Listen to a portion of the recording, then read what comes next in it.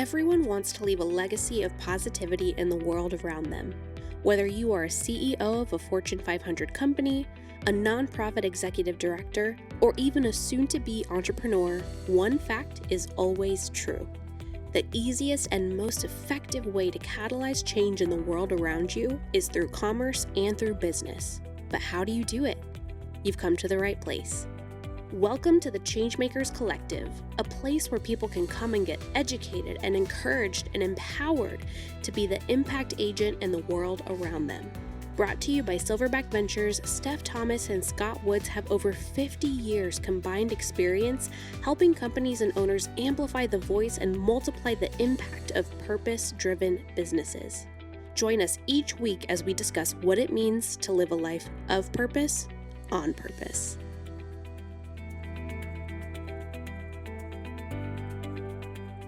Welcome back to the Changemakers Collective. I'm Scott, this is Steph. Hello. There's probably going to be a time where you already know us, so I don't need to say that, but Kristen, our awesome podcast producer, that because says when they invite a friend. Yes, so invite friends so I can continue to say who I am. Today on the Changemakers Collective, we're going to be talking about what it means to be a problem solver instead of being a problem identifier. And this is going to be an episode where we kind of potentially get ourselves in a twist with some of our friends, but it'll be really fun to talk about. I think it'll be fun to talk about. Yes, it will be fun to talk about. So back in the day, I was working for an organization where I was the second person in charge of like the 75-person organization. And there would always be a constant parade of people coming into my office saying, well, this is a problem, and that guy's a problem, and this is a problem, and that's a problem, and this is a problem, and this is a problem, to the point where I finally got a sign that I put on my door that got myself in trouble with the HR person. I said, do not come in here to complain about a problem unless you have a potential solution. And while that is extreme and hyperbolic in nature, it was to the point where I could not get any work done because I was constantly being bombarded with people that were just living me a laundry list of their problems instead of saying, hey, this is a problem. We can't get this process done because XYZ. And if we do 1, 2, 3, I think we can solve that. So that's where, I talk about being a problem solver versus a problem identifier constantly. Scott, when I coach people, sometimes, people sometimes want you to coach them, but what they really want is a consultant, right? Yes. So talk about what the difference is. Okay. Because when we went through this training together, and I got yelled at by the instructor constantly because people want to be told what to do. Right. So a consultant tells people what to do. We solve your problems. A coach believes that the answer is in you.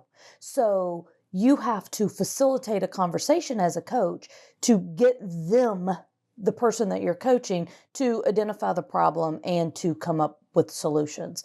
And so, that happens with us, right? So people will say, the board won't do this and I can't get people behind me to do that. But if nothing changes but you, what solutions can you come up with? There was a quote from a guy, Brian Dodge, that was super impactful, and I'm sure he has no idea who I am.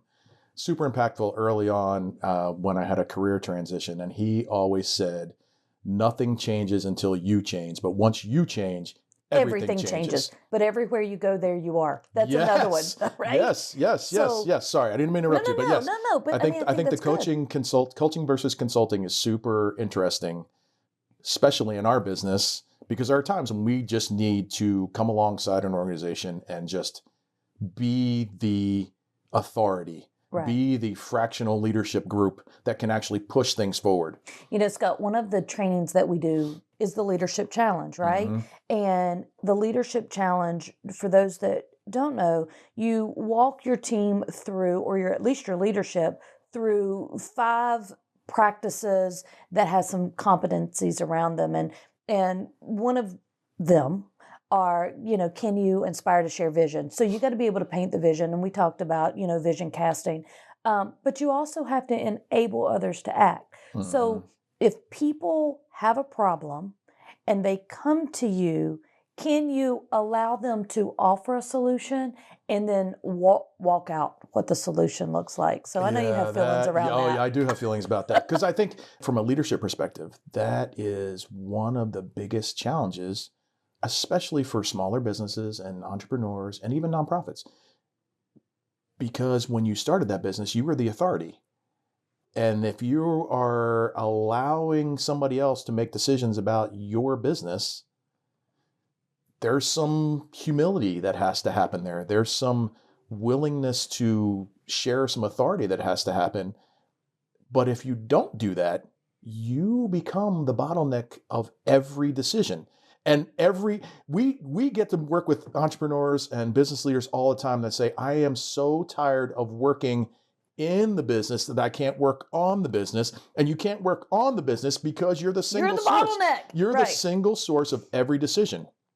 There is no way you can scale your business if you're the single source of every decision. And if someone shares your core values, you've brought them onto your team, you respect what they bring to the team, and then you shut them out from bringing anything to the team, then again, you have this huge source of knowledge that you're just saying, well, I no longer want that. Yeah, well, how many people do we talk to that will say, I can't get my employees to act like they're an owner and to own their responsibility and to own this like it's their own business. And yet you turn around and you don't give them any authority to help you grow the business. But so, that's a mindset, right? Don't be the bottleneck. Right. So if you say, hey, my team won't bring ideas anymore, they show up for work, they do what they want to do. Inbox, outbox, right. Inbox, outbox, inbox, outbox. What led to that? Because no one came to a company and said, Very few people just want to punch in and punch out. I want to show up and just put the inbox, take the things out. Most people come because they are inspired by what you do. Yes. They believe in your company. But if you tell them no and shut them out, if you're the bottleneck, then people stop. They only bring the problems to you. Correct. Yeah, because they know they don't have any input into the solution. And I think what you said before about hiring people, most people, when they're scrolling through Indeed or it used to be scrolling through the newspaper or whatever. Or at a community event. Yeah, they're inspired by what you do. Most people don't say, hey, I want to be a garbage man, or I want to be, I want to flip burgers. When you're trying to get people into your organization, you have to create an excitement or a shared vision of what the reality is going to be and get people to come alongside you to be part of that. Do you know who did that really well? Or a client that we work with, Samaritan's Feet, they had a small vision to help a community of people that are shoeless. And that turned into a team of people throughout the world that do that. Oh, yeah. Yeah. It went from a garage type atmosphere to now a factory. Nearly 100,000 square foot location with partners all over the world. Right. And I think, again, that becomes, and even at that point, and if Manny were sitting here, he would say the same thing. There comes a point where you feel like you still have to be the solution person. Right. And constantly building into your culture the fact that we're going to share the problems and we're going to collectively come together and solve the problems instead of just poking people in the eye and say, hey, you're the boss. Let me just dump all of these problems on your lap and just assume that you're going to solve them all. Let's just say a group of people are in the habit of being the bottleneck. It's never too late, right? No. You just have a conversation and say, hey, I recognize I'm the bottleneck. And how do you recognize you're the bottleneck? That's even the harder problem for most business owners is they don't recognize that they're the only person. But when you sit back at the end of the day and go, I actually didn't get to accomplish anything because constantly people were coming to me. You're the bottleneck. You're the bottleneck. If you're burnt crispy because all you do is hear people whine about what's going wrong, you're the bottleneck. I think that, and it's your job to solve that problem. Oh, absolutely. We've worked with people before that take the stand that, well, I don't want to have the meeting with everybody in the room because it's just going to be explosive. Yep. Because there's all these problems. But, that's when you have a facilitated meeting, right? Yes. Hey, guys, girls, team, whatever, we know that we have some issues. Let's list out the one thing that each one of you see is a problem that we can solve. And over the course of action, we will address each one of them. But today we're going to address one of them. Well, that's one of the trainings we do, right? We do this what is example where we say what's working, what's broken, what's missing, what's confusing. And we have all of these team members put Post-its up on these seats so that nobody feels like they're being singled out in front of the boss and go, well, boss man, you're kind of the problem because I can never get a hold of you. Right. So we lay all that out. Don't read your email. As a facilitation tool, it takes some of the embarrassment or the anxiety away from being the poster of the problem. Right. And one of the other things that we do is we don't let the boss speak. Yeah, the boss has They're to sit either in the not back. in the room or they're not allowed to talk. And it enables everybody to say, okay, what are the issues? What are we doing really well that we can do more of? Right. And what are we not doing well? And is it something we should just toss, or how do we fix it? When we facilitate those, we always create a parking lot as well, right? Yes. And that gives people an opportunity that, okay, no one else is thinking about it. Let's put it in the parking lot. But when we go back and we have a conversation with the business owner or the leadership team, we could say, hey, did you realize this was a thing? Because a lot of times when you can't identify that you are the bottleneck, you also cannot identify what the team is saying are the actual problems. Yeah, because every organization, everywhere, no matter what size they are, is going to say communication is a problem. Right. That is like saying, traffic is a problem. Right. That is a symptom of something else. Absolutely. And being able to understand, part of being a problem solver versus a problem identifier is getting beyond the surface symptoms and getting true knowledge on what the cause of that is. And some of that is just an ability to enable others to act, enable others to understand. Like if you have somebody coming into your office and you say, hey, our sales are down by 20%, there's going to be a handful of owners that are going to say, well, you just need to do more. Right. You just need to call more people. Or we need to have a meeting about it. Yeah. No. But it could very well be your messaging is wrong. Right. Or you don't know your customer, which we've talked about previously.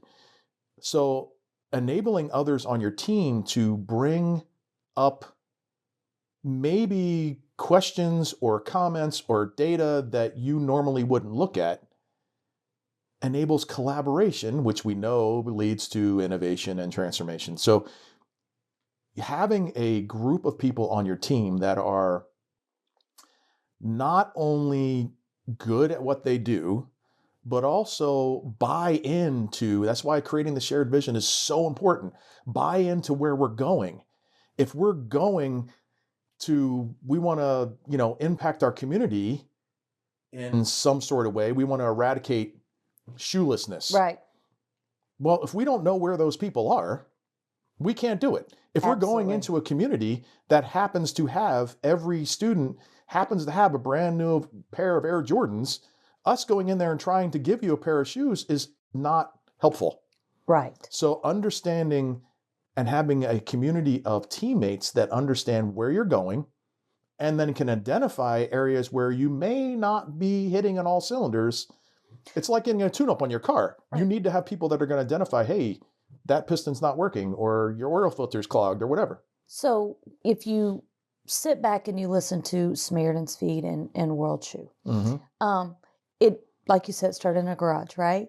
But they recognized very quickly there's a problem, but they don't have enough shoes to put shoes on every foot. Who can we partner with and what can we do? So if whether your company is small or large, there is a real problem that you can't do on your own.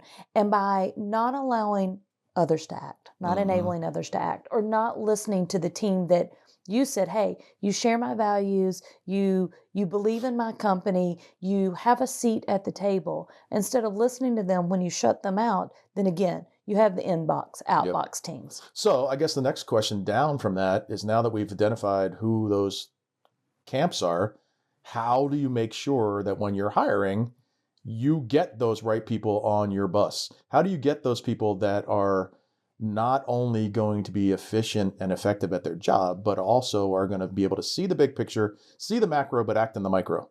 So, Scott, one of the things that I immediately thought about is, do I know what my core values are? And do your core values line up with mine? And if I know what that is, so I know one of the things that you and I kind of kick back and forth is, can people multitask or not? Yes. So yes. I'm going to hire someone on my team that can not only listen to me, but perform an action at the same time. And what are you going to say about that comment? I'm going to say that multitasking doesn't exist. You are only bifurcating your efforts, and you're not going to do either one of them well. So I would say we want people that can think big picture, share the vision of where we're going to go, but also be able to understand how their individual role and the roles of the people around them actually accrete or actually get us closer to our goal. And when we're hiring, we have to have people that are able to think both ways. I will say forever that multitasking is not a thing. You're just doing two things not as well as if you did one. That is true. However, because you're not listening. I think that's the big thing, right? I mean, I don't want to poke people that are saying I'm a great multitasker. The idea is that you're not listening. And if you're not listening with ears that hear the whole scenario, you're missing out on clues that are going to lead you to a solution. Scott, I mean, I know, because people will probably email us and say, I can multitask, but I can type, talk on the phone, yes, you solve can. world problems while telling you what to do. Yes, you can. However, the truth is, you could tell me that there's a fire going on, and I heard there is, and I'm already moving on to the next thing. And then I say, why didn't you tell me about the fire? And you're like, well, because you were taking a phone call and typing a letter. Yes. So, I know we're joking, but if you aren't surrounded by people that are truly listening to what is going on, then you become part of the problem too. Oh, yeah. Nobody wants to go through their hiring process, except somebody like yourself who loves HR-related stuff. I should have said, well, I wouldn't go so far as to say despise with a burning passion going through the hiring process. Going through the interview process is super hard. Nobody wants to answer the question, where do you see yourself in 5 years? I work with a ton of college students on an every week basis. Every single woman asks me, how should I answer that question? I say, well, you shouldn't. Right. I don't know where I'm going to be in 5 years. And 10 years ago, you can answer that. Yeah. And now it's a different economy. It's a different workplace. And I say to them all the time, the question you really have to understand and be able to articulate is, what's the hardest thing you've been through and how did you get past it? Oh, that's a good one. That tells me as an interviewer, not only were you able to manage the stress of whatever was going on, but you also found a creative way or a solution to get out of that and move on. And I think that's something that when we were hiring, when both of us were in separate jobs, you constantly look for people that were able to adapt. Adaptability, especially in this day and age, is probably one of the most important aspects of a hire, especially if you're in an impact space or in a nonprofit space. You have to wear multiple hats. Right. You have to be able to separate those hats, but you have to be able to adapt to changing circumstances on a real-time basis. Scott, one of the questions that I always ask everybody is, if you were to describe yourself, are you a toothpick or a pipe cleaner? And so, no, seriously. I have not heard this one. Okay. I'm anxious to hear what you're going to say here. A toothpick is strong, and you can, stab your place in the sand and stand there. But you don't bend or break. And a pipe cleaner is kind of all over the place and very flexible. right? And does a whole lot of other jobs. I've never You need heard both this, but of I like those. this. I like this. You need both of those. You need both of those on your team. You need the people that are trudging along. Yep. And you need the people that are kind of bending around and, hey, did we think about this?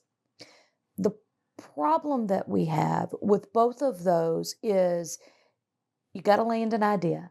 Like you cannot just keep jumping around, because that's a very true statement. if you're constantly jumping around, then you are creating more problems than you're solving. Yes. Some things are not a real problem. It's in your mind. But if you're unwilling to think creatively or to come outside of then you're going to break. Yeah. Toothpicks break all the time. Well, that's the mentality that this is the way we've always done it. Right. And every owner everywhere says, well, I don't feel that way. Until you try to change something, and a whole pile of them will go, yeah. Nope. Well, we don't do it that way. We've tried that previously and it didn't work. It doesn't work. Yeah. Well, instead of saying we've tried that previously and it didn't work, you want to be able to say, walk me through your idea, janitor who just came up with this new idea. Tell me how this would work in reality. And you have to have some emotional equity with the rest of your team and able to say, walk me through it and let me ask you questions.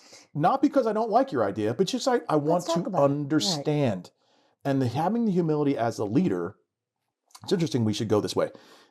When we started talking about this problem identifier and problems, I did not know we were going to land on this is more of a leadership issue than anything else. Right. And being able to have enough, one, knowledge of who your staff is, and two, enough humility to say, hey, they may have a great idea if I just help them along. Stephen Cutchins with the Cutchins Institute. Mm-hmm. We were in a meeting the other day, and he said when he talks to people, groups of people, he first tries to find out how a no is not really a no. So as a leader, when in your mind you're thinking, no way, that's never going to work. How do you rephrase that so that it doesn't shut down the team? The other thing is, do you have the why and what in front of people? So if you're looking at a problem, if you're trying to be a problem solver, and you're always going back to the what and the why, you can usually navigate through the how pretty easily, and it's not a problem. That's very, very good. I think about my son, who's a mechanical engineer, and one of the things that's interesting about engineers is they never come across a problem they don't think they can solve. So they will engineer and problem solve because typically they're the smartest people in the room. Right. The leadership side of that is, okay, to your point, you have to land it. Right. Let's come up with a minimum viable solution to this problem today, and then we're going to revisit it within 30 days and see how we're doing. The best way to gain the favor of your employees and your staff and your board members is to allow people to have suggestions vetted out amongst the team, understanding the what and the why and the how, and then inspect what you expect. Then you can come up with solutions so that you're continually moving forward. There's nothing worse than coming up to a roadblock and continuing to come up to the same roadblock over and over and over and over again. So as we end this, and we're thinking about how to be, problem identifiers, problem solvers, good leaders, as we are working for, our next, then don't shut down all the doors. No. Listen to things. Have ears that listen and enable your people and empower your people to give suggestions and embrace the crazy ideas. Never be not surprised about some of the ideas, and they may not be great ideas, but if you had a crazy idea and then another team member said, well, hold on, that is maybe not viable, but if we add this wrinkle to it, this could be a solution. If you as the leader are not allowing that to happen, you're the bottleneck. You're going to be the ultimate problem solver, and that's not going to help you grow. So as you live a life of purpose, on purpose, don't be a bottleneck. Don't be a bottleneck. See you next time. Thank you for listening to the Changemakers Collective. If you've enjoyed this episode, please help us grow our community by leaving us a review on Apple Podcast or rating us on Spotify. You can also find our podcast on YouTube, so you can come and leave us a comment over there as well. If you want support growing your business and scaling your vision, visit us at silverbackventures.org or connect with us on LinkedIn. Thanks again, and we'll see you on our next episode.